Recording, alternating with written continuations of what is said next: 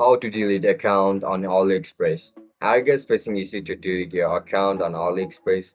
If that's so, then this video might help you out. Without further ado, let's get started. First of all, open Chrome on your laptop or mobile devices. Once you open the Chrome, search for AliExpress website. As soon as you enter the website, log in into your account with your registered email and password. After you get logged in, look at the top right corner of the screen where you can see your profile icon. Click on it. Now tap on Settings. After you click on settings, you can see multiple options. Just simply tap on delete account. Once you click on delete account, you will be forwarded to this section.